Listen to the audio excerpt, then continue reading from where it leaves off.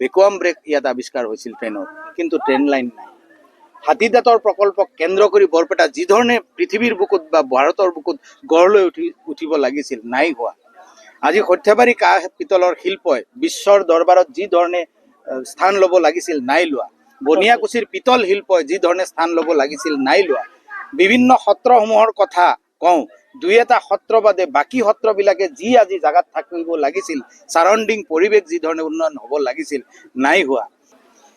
খুবেই ভাল, আৰু ইয়াতকে সৌভাগ্য মই ভাবোঁ একো হ'ব নোৱাৰে আমাৰ কাৰণে। এইটো সমষ্টি য'ত বিভিন্ন আপোনাৰ শিল্পকলাৰ লগত জড়িত মানুহ, আতচবাজি শিল্প, কাঁহ শিল্প, তাৰপিছত আপোনাৰ পিতল শিল্প, বৰপেটা নামঘৰ, আপোনাৰ বিভিন্ন কেইবাটাও সত্ৰ ইয়াত আছে, 6টা-7টাকে সত্ৰ ইয়াত আছে।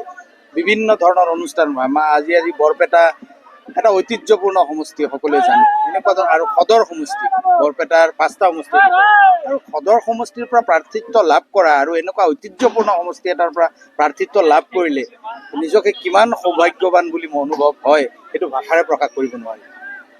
দীপক দাস প্ৰত্যাহ্বান নহ'ব বুলি ভাবোঁ মই।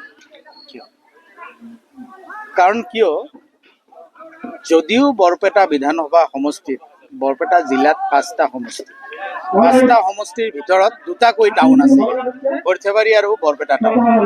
তাৰ পিছতো মই ক'ব লাগিব যে এই অঞ্চলৰ মানুহখিনি 2টা টাউনক সাঙুৰি বাকী যিখিনি গাঁও আছে, এইখিনি মানুহ হ'ল মাটিৰ লগত মিহলি হৈ থকা মানুহ। গতিকে AC ৰুমত পৰা ওলাই অহা মানুহ এজন, কষ্ট কৰিব নোৱাৰা মানুহ এজন, বোকাত নামিব নোৱাৰা মানুহ এজনক, পইতা ভাত জকৰা ভাত খাই জীৱন যাপন কৰিব নোৱাৰা মানুহ এজনক সৰল সোজা মানুহে কেতিয়াও গ্ৰহণ কৰিব বুলি মোৰ মনে নধৰে। সেইকাৰণে কৈছোঁ যে আমি পইতা ভাত খাই ডাঙৰ দীঘল হোৱা ল'ৰা, আমি জকৰা ভাত খাই ডাঙৰ দীঘল হোৱা ল'ৰা, আমি আলু পিটিকা খাই ডাঙৰ দীঘল হোৱা ল'ৰা, পকা ৰাস্তাত ফুক মাৰি তাত কলপাত পাৰি দিলেও আমি ভাত এতিয়াও খাব পাৰোঁ। গতিকে সেই পৰিৱেশৰ পৰা ডাঙৰ দীঘল হোৱা ল'ৰা আমি।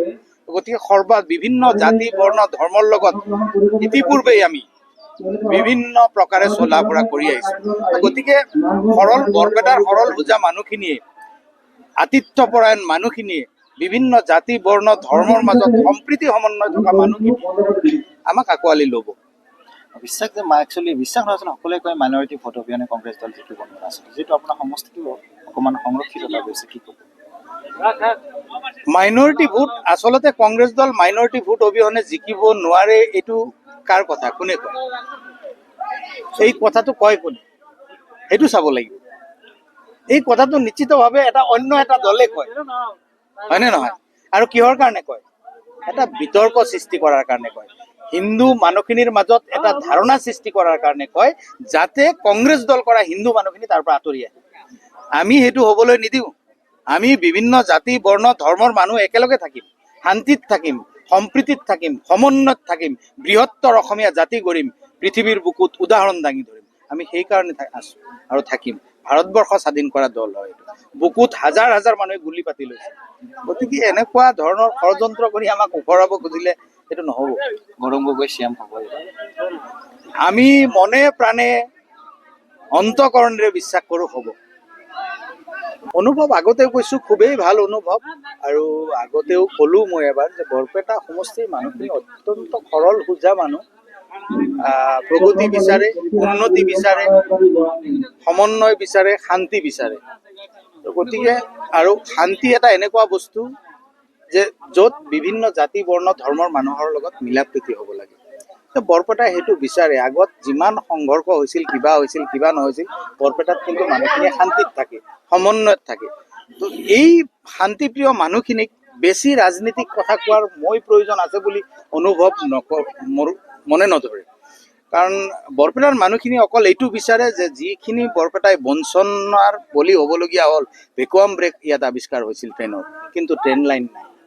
হাতীদাঁতৰ প্ৰকল্পক কেন্দ্ৰ কৰি বৰপেটা যি ধৰণে পৃথিৱীৰ বুকুত বা ভাৰতৰ বুকুত গঢ় লৈ উঠিব লাগিছিল, নাই হোৱা।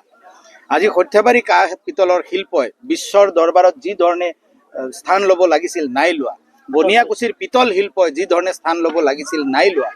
বিভিন্ন সত্ৰসমূহৰ কথা কওঁ, দুই এটা সত্ৰ বাদে বাকী সত্ৰবিলাকে যি আজি জাগাত থাকিব লাগিছিল, চাৰাউণ্ডিং পৰিৱেশ যি ধৰণে উন্নয়ন হ'ব লাগিছিল, নাই হোৱা। ইয়াত আৰু বিভিন্ন শিল্প আছে, আতচবাজি শিল্প আছে, ইয়াত মাটিৰ শিল্প আছে, বিভিন্ন কৃষকসকল আছে।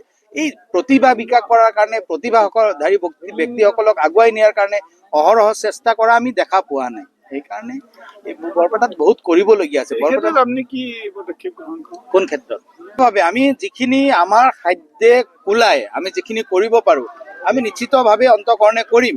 আৰু তাতোকৈ এটা ডাঙৰ আৰু গুৰুত্বপূৰ্ণ কথা হ'ল যিখিনি প্ৰতিভাধাৰী ব্যক্তি আছে বিভিন্ন ক্ষেত্ৰত, শৈক্ষিক ক্ষেত্ৰত হওক, সামাজিক ক্ষেত্ৰত হওক, সাংস্কৃতিক ক্ষেত্ৰত হওক, অসমীয়া ভাষা সাহিত্য সংস্কৃতিৰ ক্ষেত্ৰত হওক।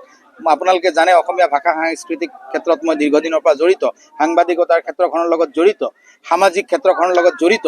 গতিকে সমাজত বিভিন্ন ক্ষেত্ৰত বসবাস কৰা মানুহখিনিৰ উত্তৰৰ কাৰণে যিখিনি পাৰোঁ মই মনে প্ৰাণে কৰি যাম আৰু বিধানসভাৰ মজিয়াত সজোৰে উত্থাপন কৰিম ষ্ট্ৰংলি। আপুনি যিহেতু ভাষিক সংখ্যালঘু তেওঁলোকৰ যথেষ্টখিনি সমস্যা আছে, গতিকে তেওঁলোকৰ কাৰণে কিবা চিন্তা চৰ্চা কৰিছে? না, আমি সামগ্ৰিকভাৱে সকলোৰ কাৰণেও চিন্তা কৰিম, ভাষিক সংখ্যালঘুৰ কাৰণেও চিন্তা কৰা হ'ব আৰু মূল সুঁতিৰ মানুহখিনিৰ সমস্যাখিনিও চাব লাগিব আমি। কাৰণ আমি আগতে কৈছোঁ যে আমি ইয়াত বৃহত্তৰ অসমীয়া জাতি হিচাপে থাকিব বিচাৰোঁ, ইয়াত ভাগ ভাগ কৰি আমি থাকিব নিবিচাৰোঁ। গতিকে চবৰ কাৰণে আমি চিন্তা কৰিম ইকুৱেলি।